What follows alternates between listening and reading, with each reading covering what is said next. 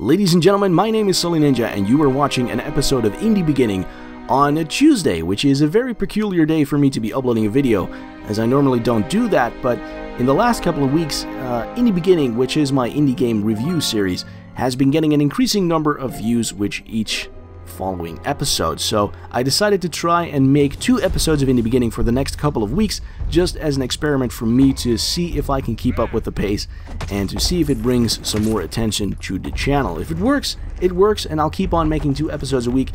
If it doesn't work, we'll just revert back to 1 a week and we'll see where we go from there.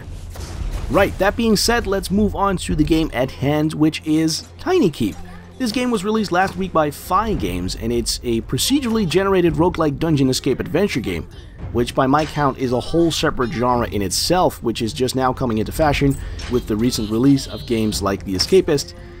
People seem to enjoy escaping from things, and maybe I just made up that genre to sound interesting. Anyway, in TinyKeep you are locked up in some sort of medieval fantasy dungeon, which is randomly generated every time you start the game, and the ultimate goal is to escape your captors by making your way through some dark, damp halls and avoiding things like guards, archers, and traps.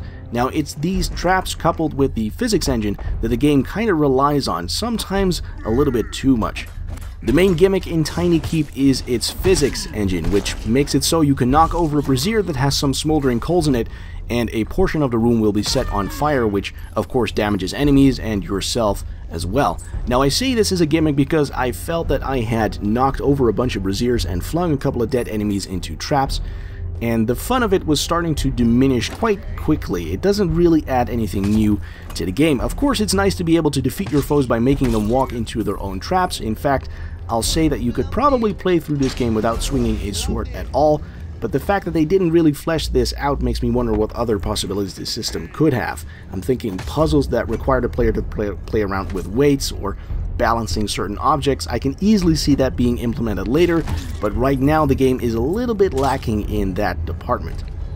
Other than that, the game is actually quite satisfying to play. The physics make sure that whenever you take a swing at an enemy, you get a nice, juicy smack, and if you manage to kill them, they slump down in a nice, satisfying way.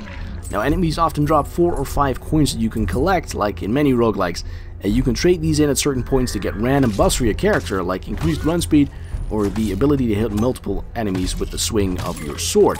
Tiny point of critique here that I found is that the actual coins are quite hard to pick up sometimes. Their hitbox seems to be absolutely tiny, so I had to tiptoe exactly over one to pick it up. Maybe some sort of auto-collect system would have been nice there. Something with the press of a button, you can pull all of the nearby coins towards you and collect them that way.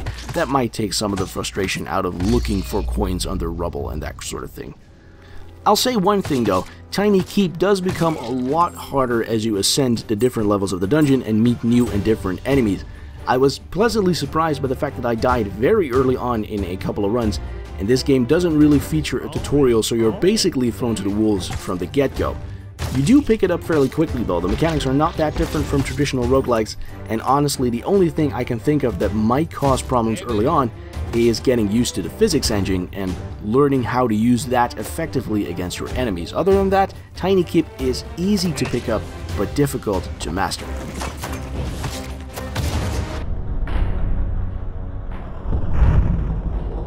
TinyKeep is available from Steam for €13, $15, and £11.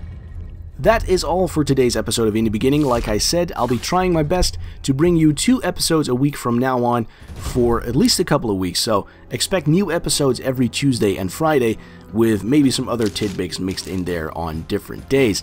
If you enjoyed this particular episode, make sure to tell your friends about it on the Facebook and the Twitter, or leave me a nice comment below this video. I'll try to respond to every single one of them. Thank you very much for joining me today. My name is SuddenlyNinja, and I will see you on Friday. Bye-bye.